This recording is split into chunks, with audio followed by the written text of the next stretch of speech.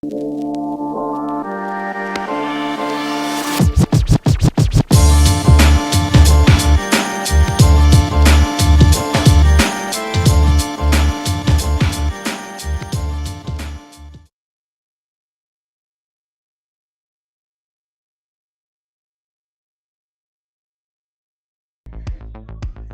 and thanks for tuning in to our live radio show. Moments of Clarity with Tiffany will begin in just a few moments. Please stay tuned.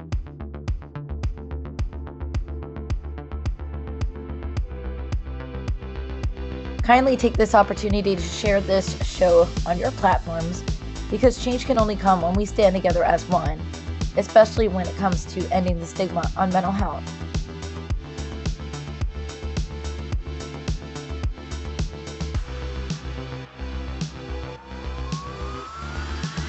You are not alone, and help is out there.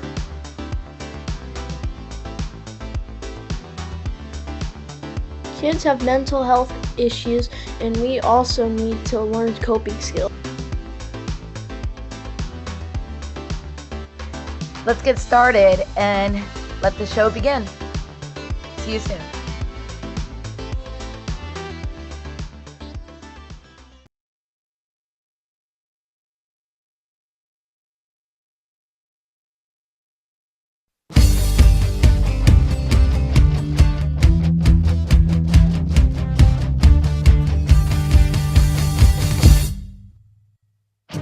Don't put yourself down, time for a change. Believe in yourself, time to rearrange. Be your best friend, bring hope to your day. Lose your critic, get out of your way. Now it clicks, moments of clarity. Now I hear moments of clarity. Now I get it, moments of clarity. To yourself be kind, it will please your mind. Find your joy, trust in you. Put in the time, you'll see how you grow. Many kinds of love you get to define. Find self-love, your soul will align. Now it clicks, moments of clarity. Now I hear moments of clarity. Now I get it, moments of clarity.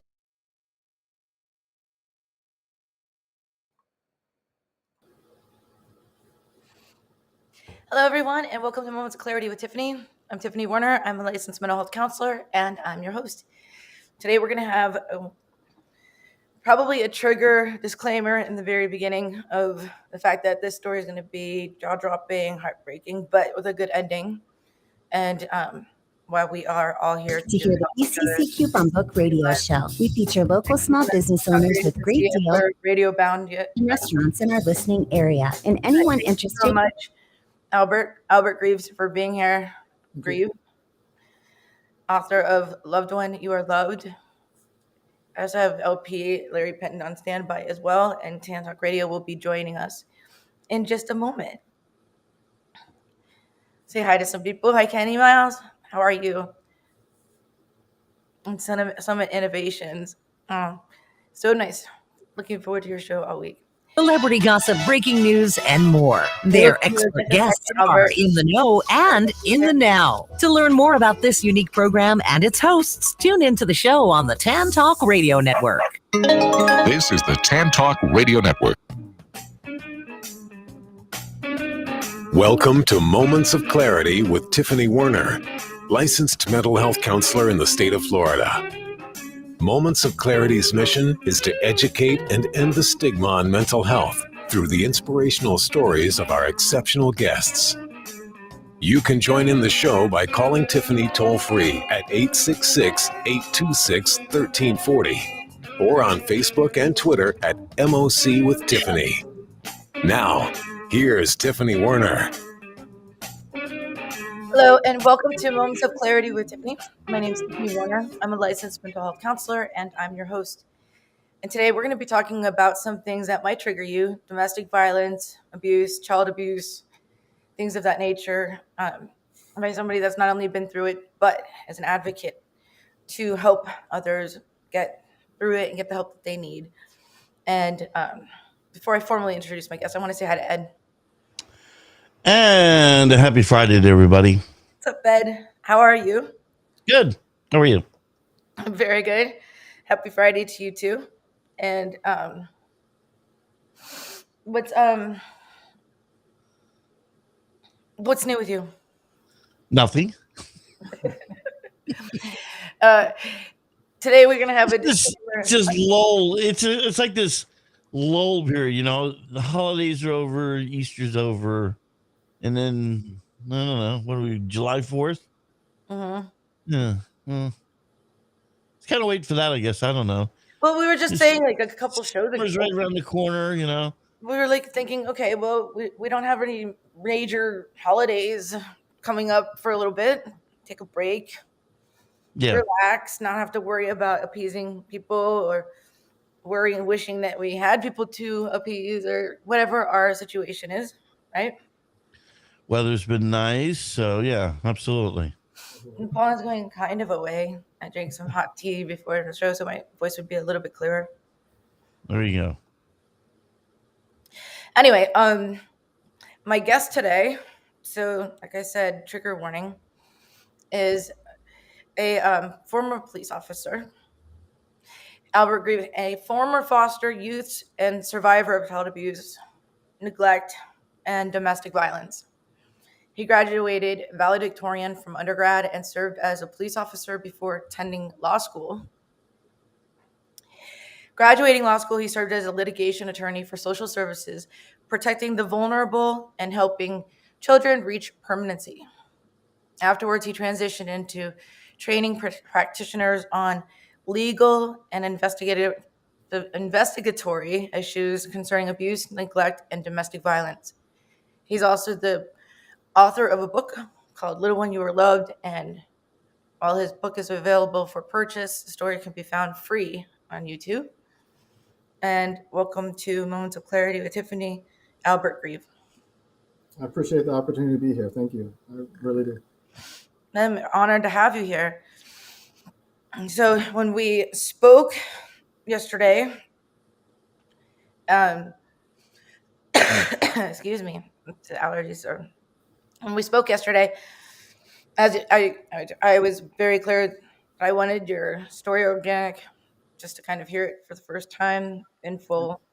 But you started telling me little bits, and my jaw still dropped, and a tear came to my eye anyway. So let's start from the beginning.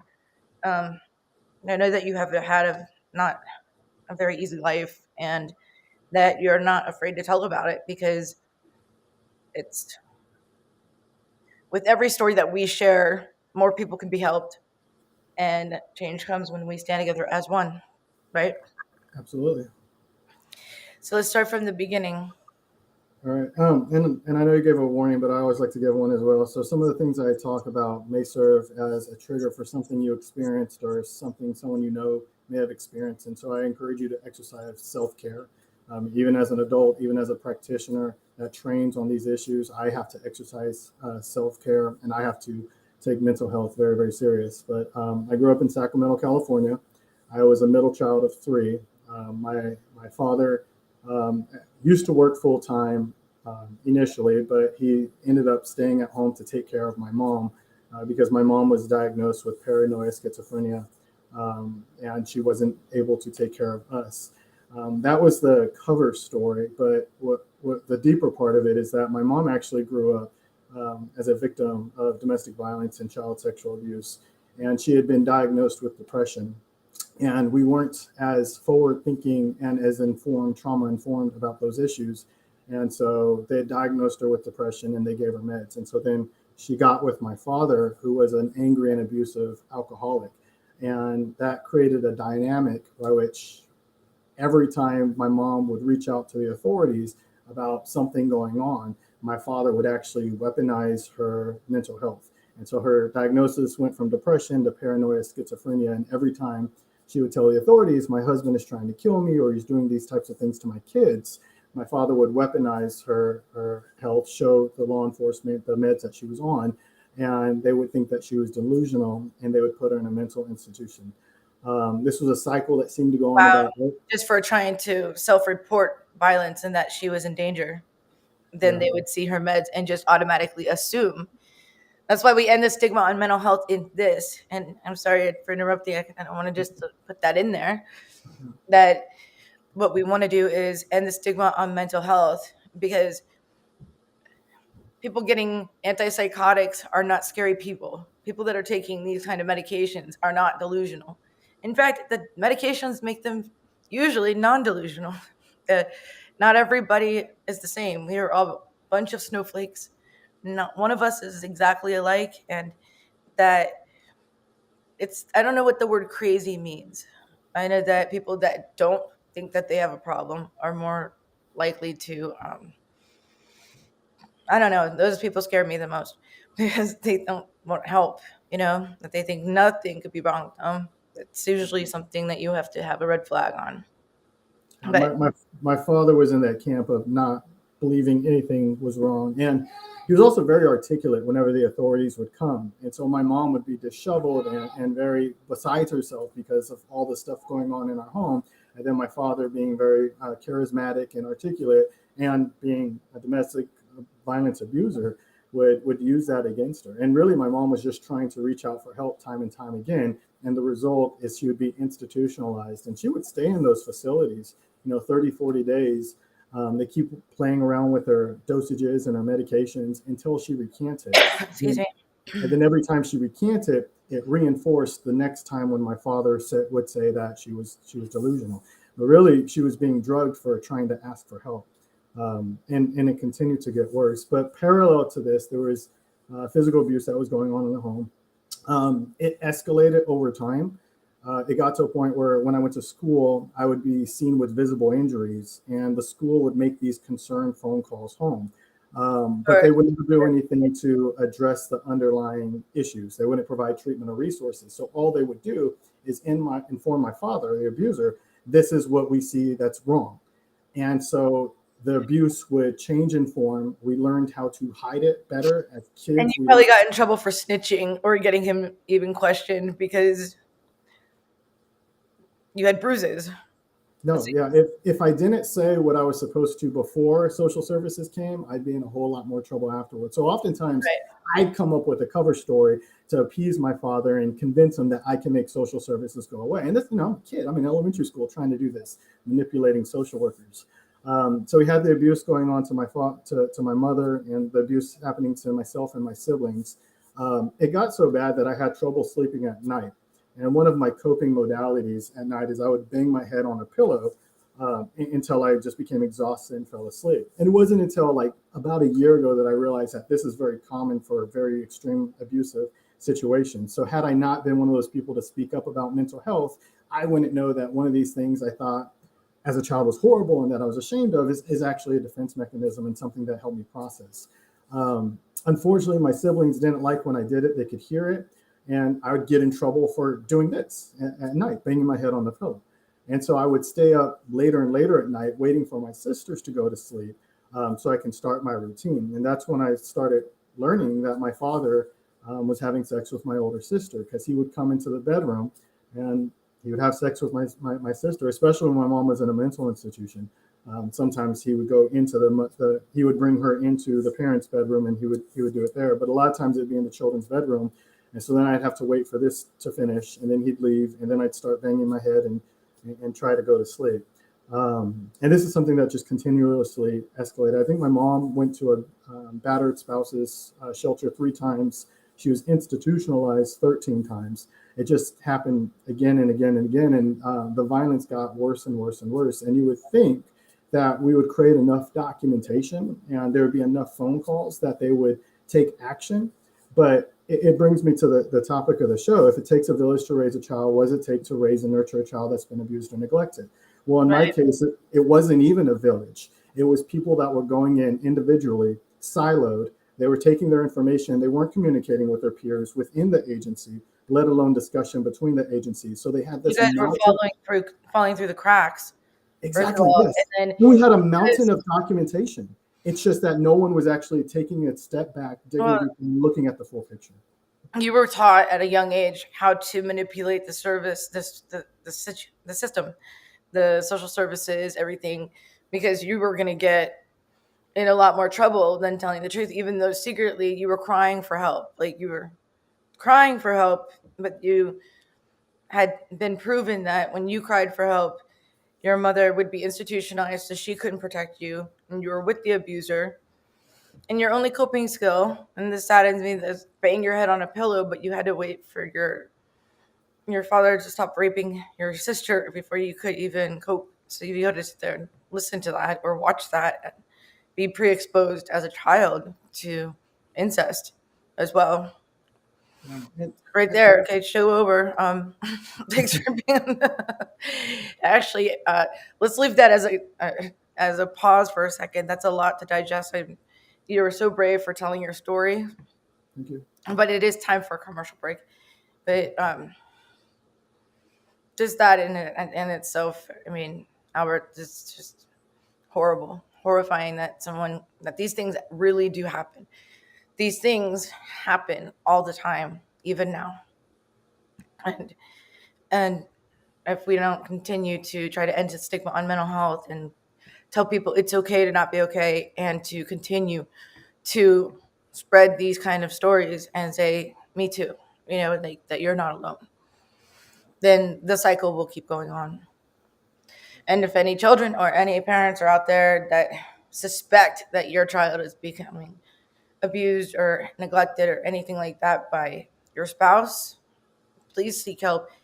Someone will eventually, you never know what you're going to get with the social services or who's going to do their job differently, whatever. I mean, they do their best for the most part. I know that, but not everyone's good at their job.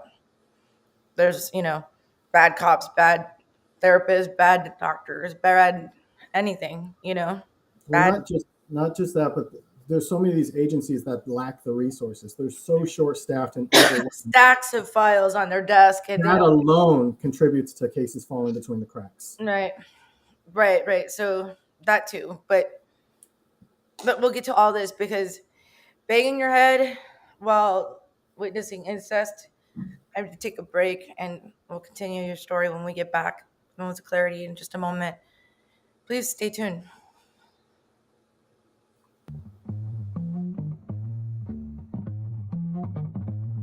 You're listening to Moments of Clarity with Tiffany Werner. We welcome your input at 866-826-1340. Tiffany will be right back after this. This is the Tan Talk Radio Network. Hello, my name is Lucy Lopes, and I'm a real estate agent that supports ending the stigma on mental health with Moments of Clarity with Tiffany. I am also passionate about helping you buy or sell your home. With times being so difficult, I'm here to help. Contact me at lucylopes.com. That's LUCYLOPES.com. Let me assist you through this pandemic and know that you are not alone. Hi, this is Tiffany Werner, your host of Moments of Clarity. Living with a mental health disorder is not easy. If you or someone you know are struggling with this, please know it's so important to seek treatment, and I'm here to help. Please visit the website at momentsofclaritywithtiffany.com to view blog posts and resources on this site to help educate and inspire you to take action, because there's no shame in seeking help for mental health. While you're there, please take a few seconds to sign up for my email list. You'll get some extremely valuable educational and entertaining content that can be sent right to your inbox each week. Plus, you'll also get instant and free access to my guide on managing your anxiety. You can also follow me on Twitter at MOC with Tiffany and at Facebook at Tiffany Werner. And once again, the website is momentsofclaritywithtiffany.com. Thank you so much for your support and for listening to your show, because change can only come when we stand together as one. Are you looking for a great book? If you like to root for the underdog, Joe Potosi's book is a book for you. A real American Odyssey that will grab your attention with its fast-moving narrative. You won't be able to put this masterpiece down. When the Dust Settled by Joe Potosi. Go to Amazon, Barnes & Noble, or Zulin Press. This is the Tan Talk Radio Network. We are back to Moments of Clarity with Tiffany Werner. To join in the discussion, call 866-826-1340. Now, here's Tiffany Werner. Hello, and welcome back to Moments of Clarity with Tiffany. My name is Tiffany Werner. I'm a licensed mental health counselor, and I'm your host. And today we have just a disclaimer. We're talking about some really sensitive topics that could be triggered. They're not too graphic, no bad words, but sincerely saddened and by the author, who my guest today is an author of a children's book, "Oh Little One, You Are Loved," that he had written, and it's for sale if you choose to, but it's also free on YouTube. And I would like an autographed copy, though, Albert. Make it happen. and no, I like that a lot. But Albert's a former foster youth and survivor of child abuse, neglect, and domestic violence, and he still graduated valedictorian from undergrad and served as a police officer before attending law school and so forth. And before we left for our break, he was talking about how he was taught how to lie to social services when he would get beat. His mother had repetitively tried to call for help domestic violence, and because they saw her medication, because she was diagnosed schizophrenic, which, by the way, second opinions, that could have been a misdiagnosis. You never know. But it's really nobody's business when they come in to help with, okay, my child's getting beat and I'm getting beat, and it's not their business to look through medications unless they think someone's intoxicated and like taking opiates or something. I don't know. Anyway, their psych meds have nothing to do with the fact that their partner are plummeting them. Anyway, so meanwhile, while his mother was institutionalized, his father would repeatedly incestually rape his older sister in front of the other kids, mostly.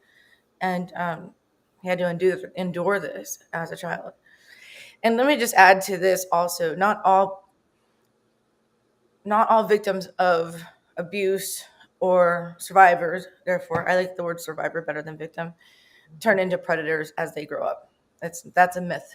Not all.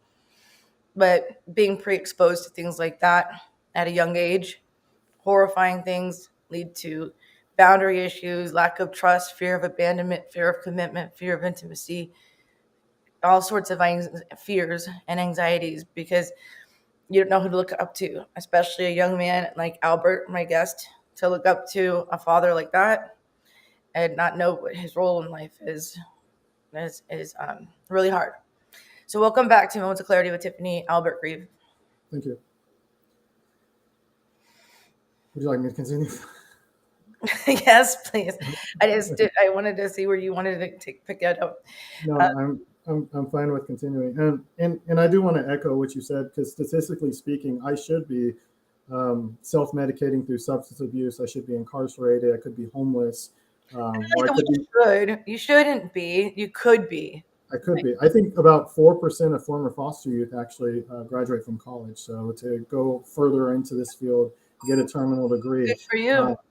To me, it's valedictorian too, by the way. You get a bell for that. Like, thank you. I think it speaks to my duty. I feel like I'm fortunate in that I've made it, and so it's my job to give back. Who put you through school? I got scholarships. Education saved me. It 100% saved me. Same with me. It allowed me to learn what happened was wrong. It enabled me to provide a life for my family, and it allowed me to prevent them from having to endure anything that I've ever gone through. But going back to my story, as things were continuing to escalate, it was in the summer of 1998. I'm 38 years old now. It was the last opportunity for the authorities to intervene before the homicide. My mom was trying to run away again, and my mother ran into the cul-de-sac. My father chased her outside with a hammer and smashed her in the skull. I don't know how to describe it. That same day, there was so much chaos going on. My father had actually put Tapatio hot sauce in my eyes. He sprayed my eyes with Windex to get it out. He also turned on the oven. It was an electric oven, and he stuck me in it. Whenever there's domestic violence, there's a good chance, high probability that there's also child abuse. So at the very least, they're witnessing it. In my case, there was child abuse, there was animal abuse, there was domestic violence. We had everything. And Pause for a second. He put hot sauce in your eyes and then Windex to get it out. Yeah. And I sometimes when I'm sharing my story, I forget that happened. There's so much that we you just kind of whiz through this, because you've probably shared your story more times than everybody. We're hearing this for the first time, and I do the same thing with losing my parents. And when I get interviewed, I can just whiz right through it, and people are like, "Wait, go back, what?" So you just kind of it's hard. Yeah, he did that. No, what? You put hot sauce in your eyes and I'm surprised you're not blind right now. No, I mean it hurt, it burned, but no, Why was kids are very resilient? Well, it's because my father was at that point he was trying all kinds of creative things to punish me. He used to strangle me a lot. I mean, we usually refer. You're one of how many siblings? You and your sister? I have an older sister and a younger sister. Okay, so you're the only boy. A lot of times the abuser thinks that they need to abuse harder to get the child to do what they want, when it's counterproductive. By putting hot sauce and whatever, it's going to make them cry more. It's going to make them scared more. It's going to make them react differently. Well, for the physical abuse, I'd like to fast forward. Where's your father now? I don't know. He's no longer in prison. He was indicted for 56 counts of molesting my older sister. He never was charged with homicide. And he got out after on good behavior after about 18 years or so. So he's out in the open somewhere. I have no idea where he's at. I actually communicated with him. Homicide. We haven't gotten to that part yet. No, we fast forward. Let's keep going. Sorry, I just wanted to know if he was behind bars, but now he's running the street. Yeah. Well, as far as the Tapatio and the Windex, because authorities were coming so frequently, he was doing everything he can to injure me in ways that weren't visible. And one of them was strangling, and somehow I just didn't end up with marks on my neck as much, or maybe because of the complexion, but he used to hold me up in the air and he would strangle me often. And I remember I could not touch his hands. I could not try to prevent him because I'd get in more trouble. I just had to sit there and stare into his eyes and wonder if on that day he was going to end me. And time again, he'd drop me on the ground, kick me, beat me, whatever. I remember being dizzy and disoriented. I couldn't block. And even when he kicked me afterwards, it's not like the hits registered, but along with the domestic violence happening to my mom, there was a lot of physical abuse toward me.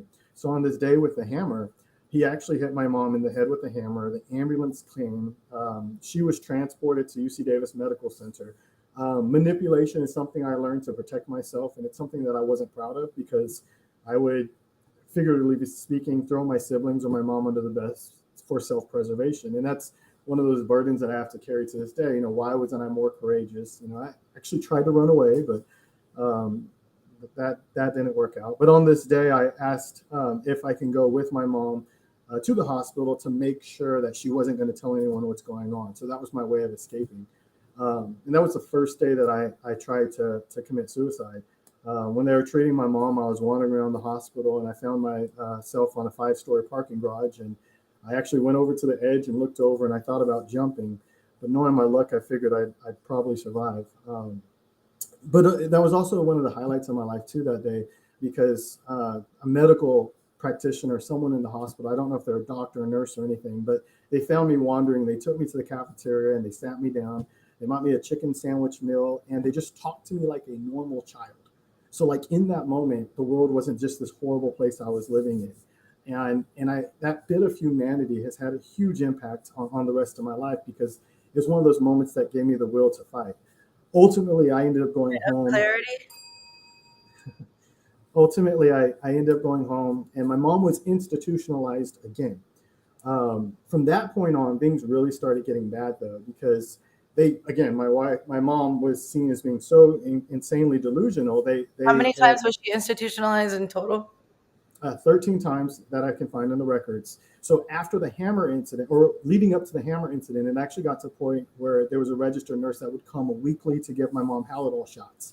But because my father was so violent and aggressive to these facilities, when you get on the phone and call them, they were afraid to go to my house. So you have my father married to my mother, hit my mom in the head with a hammer. Nurse practitioners afraid to go to the house because everything's so violent. The investigative reports show that CPS saw that we were lying as kids, we're parentified, we're trying to protect our father, but Child Protective Services did nothing. The district attorney decided not to press charges because they didn't want us to go into foster care.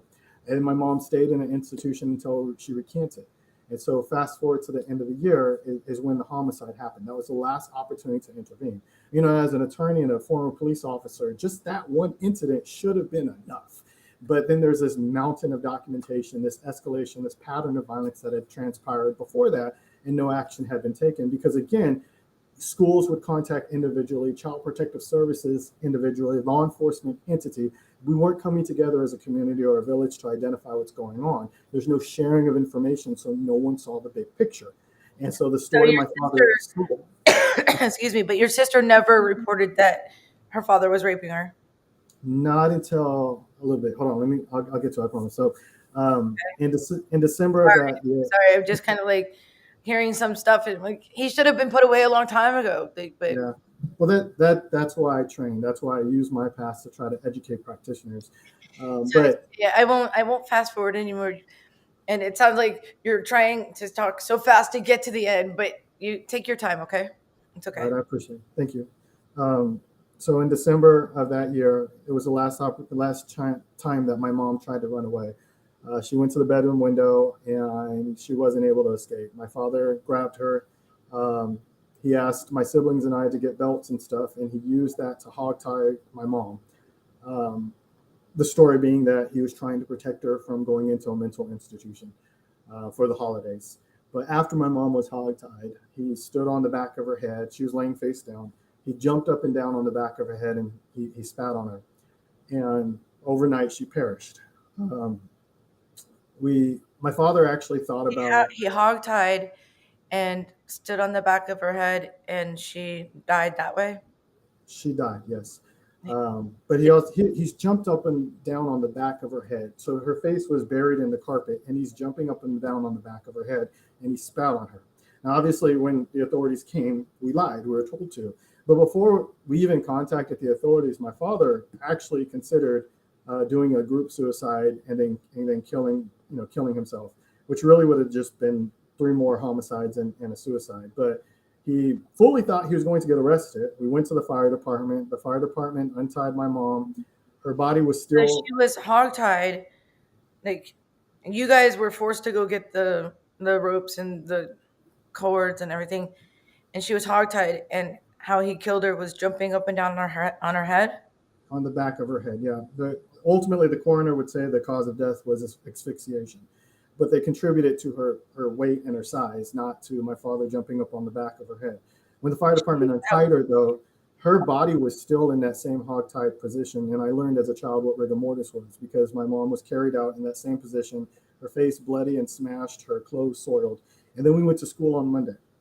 And the next week, we went to school for several more months. It wasn't until, So you had to witness your mom being carried out by the coroner. It still wrapped up. They didn't untie her, anything like that. Yeah. Well, no, they untied her, but her body was still in that same hogtie position. So wondering what that was, I learned it's rigor mortis, where your body gets frozen in that position. But like I said, we continued to go to. She was gone. Yeah. At that time, and brutally beaten. And how old were you? At that time, I was 13. My youngest sister was 11. My oldest sister was 15. And so what happened is my father got more aggressive with not only the abuse, but also the incest. And I'll just say it this way. You would typically think, like, if a perpetrator is committing rape or incest against a child female, you would think they would go to the next in line for whatever reason. But in my case, he followed age order. And that is probably the most difficult for me because, my father had this insane OCD. And I'd get in trouble for failing to meet his standard, which was not attainable. But then he was also an angry and abusive alcoholic. So he'd wake us up in the middle of the night. Like he'd grab me out from the bunk bed, grab me by the ankle, pull me out in the middle of the night. I'd drop to the floor. He'd beat me up and have me go wash dishes, and I'm 8 or 9 or something like that. And I, to a certain extent, can rationalize or cope with the physical abuse, but it was the non-physical abuse that happened after the death of my mom that's probably been the hardest for me to. The emotional or sexual? Sexual. So he went from your sister to you sexually, and then so it wasn't just the sisters that got that. It was just all three of you. I don't think I could have lived there too much longer. I was pretty much at the end. In fact, that's what kind of got us into care. My older sister tried to kill my father unsuccessfully, and then she tried to kill herself. So then they removed my sister. And what did she do to try to kill him? Tried to choke him out and stuff. She actually broke his foot, and then she tried to hang herself in the closet from a belt. And then my father, supposedly I and my younger sister discovered her, and I don't recall that, but that's what the records say. My father called 911 because he couldn't get the belt from around her neck, and then hung up when he was able to. Well, they still responded because it was a 911 hang up. They only removed my sister at first. And then she started to disclose some of the sexual abuse, and then my siblings and I were disclosed.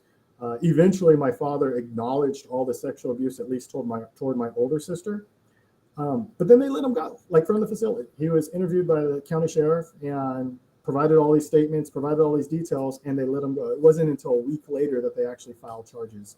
And then about a year after that he was incarcerated, again, only for the sexual abuse, never for the homicide. But then, I start my life in the foster system, and that presented its own. Because you were 13 at the time? I was 13, yeah. So then you have to be in foster care for the next 5 years, or until your older sister could take care of you. But she had to prove herself to be fit to take care, if she's 18, to take care of her younger siblings. Yeah, I know she would want to have done that, and I know in her heart she was, but she had to focus on herself, and she has had a lot of struggles. So, and as just being truthful, I'm the only one in my family that wasn't, or that has not been in a mental institution. So both my sisters had a lot of struggles. So she wasn't really in a position to take care of my younger sister or myself. Right. Well, like I'm saying, she had to be fit, capable. If you ever saw the Disney movie Lilo and Stitch, we didn't come from domestic violence or anything, but the parents died in a car accident. Yeah. It's a Disney movie, whatever. Anyway, and social services is looking out really hard on them because whatever, but you're going through all this stuff and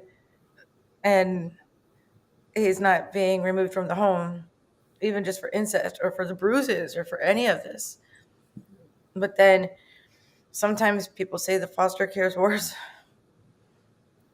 The DA didn't want my mom or my father to get arrested because they feared us going into foster care.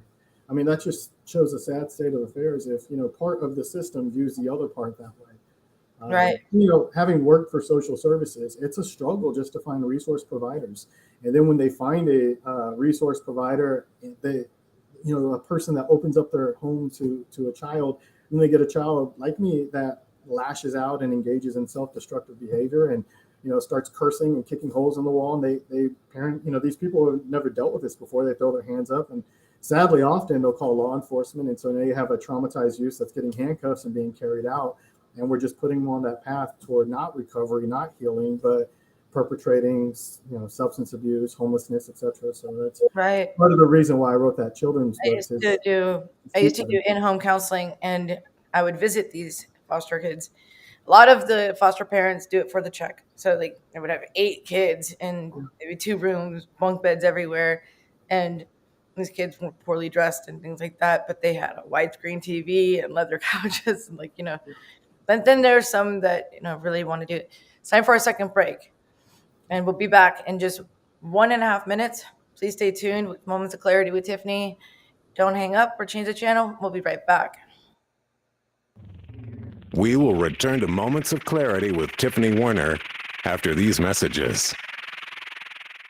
This This is the Tan Talk Radio Network. If you are like most people, you worry with the financial challenges you face today. How do you protect your family from financial ruin? How will you reduce your liabilities and get out of debt sooner? And how can you deal effectively with the constant changes in your job, your career, and your business? Overcoming your financial challenges is like building a house. You must build from the ground up. You must learn how to make more money, save more money, grow your money, and protect your money. Forever Forward Financial specializes in teaching you these 4 basic money skills so you can achieve your dreams and end your worry. Call us today and schedule your complimentary, no obligation meeting to discuss your needs and concerns.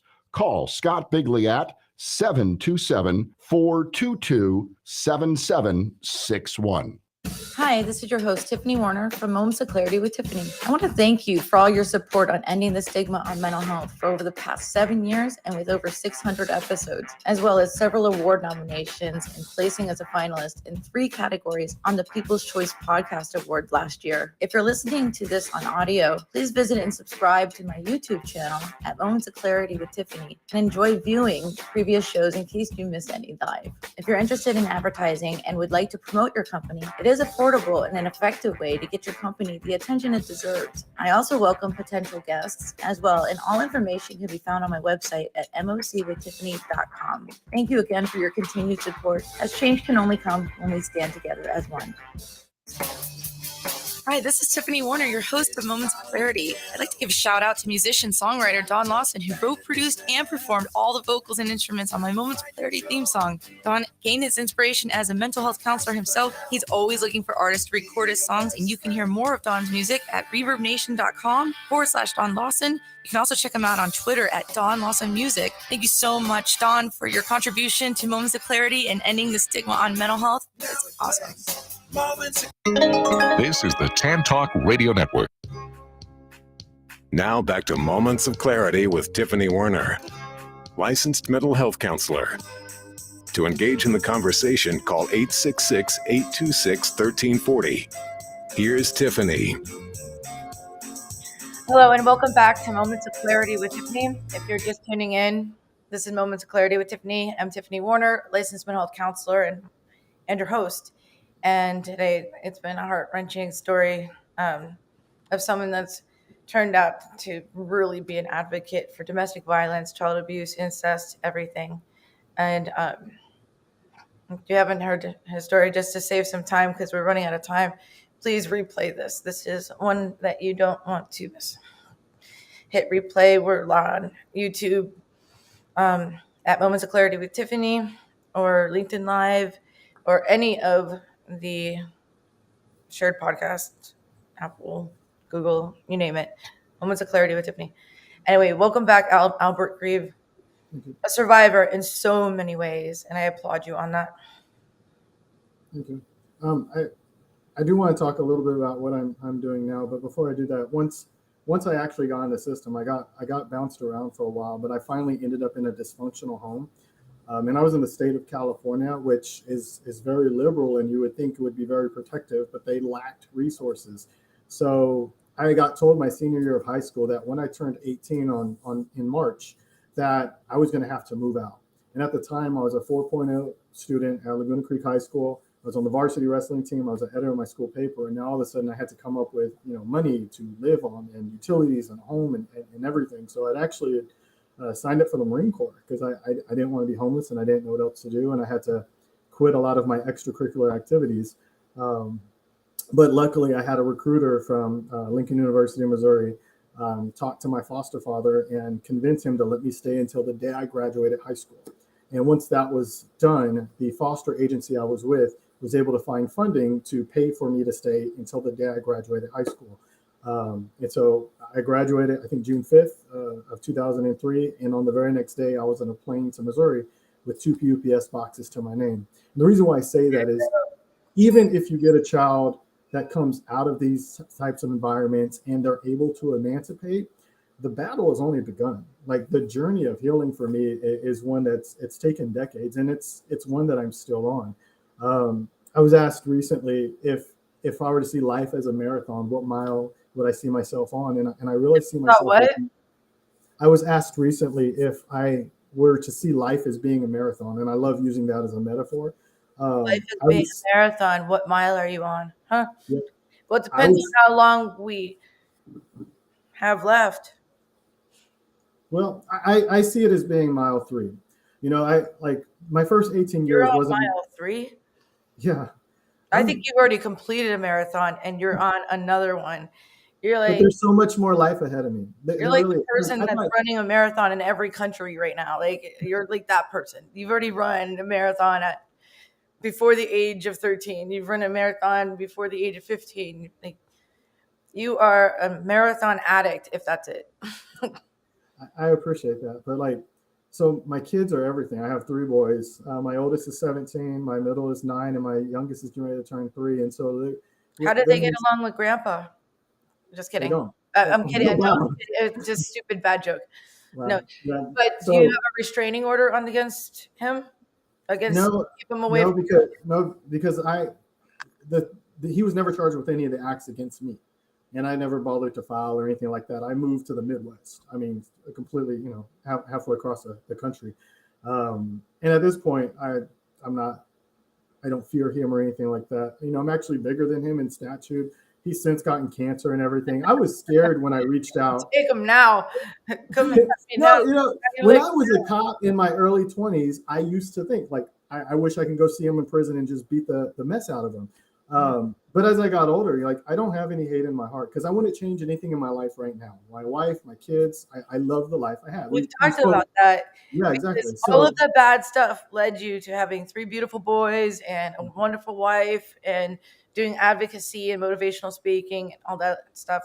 And if you hadn't witnessed and survived such horrible things, then you wouldn't have all of these things to discuss and tell people that it's okay to speak up. It's okay to not be alone. You're not alone. Yeah. People go through some horrible things, but you know what? You've experienced the worst days of your life 100% of the time, and you're still here. You're still standing. You're still surviving. But I think there's so many others I think there's so many others that are like me that can benefit. I still talk with a lot of social workers, and from time to time they'll tell me about this kid on their caseload that's just a hot mess, and they don't know what to do with them. But to me, that was me. My self-destructive behavior was suicide attempts. But you do have those kids that lash out and engage in like very aggressive behaviors, and so that's why I've done that children's book, is to give these kids a means to express themselves. Because you have kids that are dealing with trauma that adults would have difficulty coping with and going through. And they don't know who else to reach out to, and they don't know who to trust. And so they will push. Sometimes that abuse is so horrible that you don't know what to do besides you just want it to stop. That's why your sister probably tried to take her life. I mean, most people just either with suicide, they think the world's a better place without them, or they can't handle the world anymore. It's usually or personally for me, it's just to make the memories and the thoughts go away. And that I was in that place for a long time. And especially when I was litigating and stuff, I had a lot of self-imposed stress because my father's OCD carried through. And so I wanted to do every case perfect because I knew there was a kid in that case, and I was that kid. And so I was holding myself to these unreasonable standards and putting all this pressure on me in an industry where we were severely understaffed, undercompensated. I would drive 30 or 40 hours a week just to get to court. And then I'm reading case files in my car as I'm driving on back roads, going from one corner of Missouri to the other. And it's just not something that was sustainable. You think that your father's diagnosis or lack thereof or whatever of obsessive compulsive disorder is what led him to all of these things, like the succession of how he molested his children or things he wanted perfect or things, intrusive thoughts or things like that? Was he ever diagnosed clinically by that? He was clinically diagnosed when he was incarcerated with OCD and obviously the alcoholism. And maybe that could explain the physical abuse, but not the sexual. I don't see how that connects to the sexual abuse. I think that's a lot of people have obsessive compulsive, and obsessions are intrusive thoughts that come into our head that we don't want, that are are disturbing to us because they don't make sense. Then the compulsions are if we act on them, but not everyone acts on the compulsions. We do have a caller. We are running out of time, but let's just see. We have LP on the phone. Larry, thank you for calling in. And Hey. The wrong. What's going on? I just got a quick question. I know, Albert, the work that you're doing with other practitioners, especially legal practitioners and children protection services, is just amazing. And as a former first responder, I got one question for you. What's the toughest thing that you face in training these mandated reporters about child abuse and domestic violence and, sexual assault? What's the toughest thing that you seem to run into in your training? Okay. Yeah, that's a difficult question. There's a couple layers to it. The most difficult thing, honestly, is just standing up and delivering and sharing my story. That's the hardest part. Once I do share, though, I've found time and time again that people there's value in what I have to share. And it's taken me a while to appreciate that. I want to do a perfect presentation all the time. But I've learned that people not only are able to see their own story with increased clarity and stuff, whatever, but there's that shared experience, that commonality, like I've been through it too. I've had some of these presentations where I have a sergeant sitting in the front row, me mugging me the entire time, and I'm like trying to keep him engaged and stuff. And then afterwards, he'll come up to me with tears in his eyes, saying that he had gone through something as well. And it's Albert, even in our chat from just this show live, I mean, not everyone's comfortable putting on chat. You've got 2 people that are saying that your story touched them and that they can relate. I know that there's more just from this show. So when you say if you can just touch one person, that this hasn't even been promoted yet. We're just on live, and all these people listening in their cars and listening to the radio, all these other things that aren't commenting. You're an inspiration, Albert.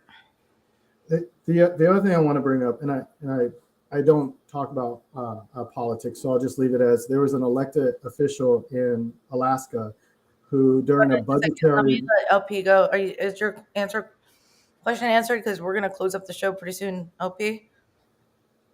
Yep. Answer my question. LP out. Have a great day. Okay. See ya. Thank you so much. So one of the reasons why I appreciate being on your show is because we need to make noise and we need to speak up about these issues. We need to come together as a community to do more and combat these social issues. And I was so disheartened when earlier this year, during a budgetary meeting, an elected official inquired as to the cost-benefit analysis of allowing a child to die from abuse. And that was so disheartening to me. It's like allowing a child to die from abuse. Yes, like they posed the question, well, isn't it cheaper if we let the child die of abuse? You can. I share the links on my social media. It's to me. That's a whole nother show, but I don't understand. I really don't understand that. But we've got just a few minutes. But these are the institutions and agencies that are making funding decisions for social services and law enforcement, and the agencies that are tasked with intervening. So that is my biggest goal in life: is create earlier intervention and prevention so we can start a child on this path of healing much sooner, so that we aren't statistics to where like 4% graduate from college or something along those lines, or they end up homeless or perpetrating or something like that. It's not their fault. These things are happening to them. And I think as a community, we need to try to support them more. Let's leave it at that. Well said. It's not their fault. It's not a child's fault. It never is. And you got a bell and a hand clap on that one. We could go on for hours. I'm going to have you back on the show if you're willing. And what a life you've lived, and what a life do you have now that you've turned out. And things can always change. So don't give up on yourself. And I'm going to say thank you, Albert, for being on the show. Thank you, LP, for calling in. Thanks to Tan Talk Radio for everybody viewing, all the comments, everything. If you're viewing and you're watching this on replay, please share it to your platform so that more people can be educated, and that we got to stick together and change can only come when we stand together as one. Albert, thank you so much, and for sharing your story on Moments of Clarity with Tiffany. We will be in touch, and great job. And with that, be kind to yourself and to a stranger. You never know what they're going through. And we'll see you Friday, 12 to 1, every Friday. We're live, 12 to 1 Eastern Standard Time. And we'll see you then. And take care, everyone. Have a wonderful weekend. And please, if you see anything out of the ordinary, don't be afraid to report it, because somebody might need your help.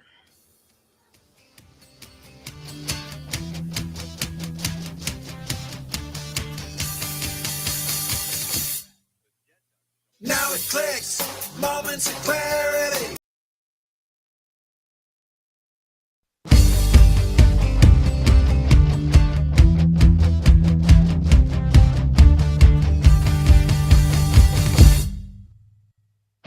Don't put yourself down, time for a change. Believe in yourself, time to rearrange. Be your best friend, bring hope to your day. Lose your critic, get out of your way. Now it clicks, moments of clarity. Now I hear moments of clarity. Now I get it, moments of clarity. To yourself be kind, it will please your mind. Find your joy, trust in you. Put in the time, you'll see how you grow. Many kinds of love you get to define. Find self-love, your soul will alive. Now it clicks, moments of clarity.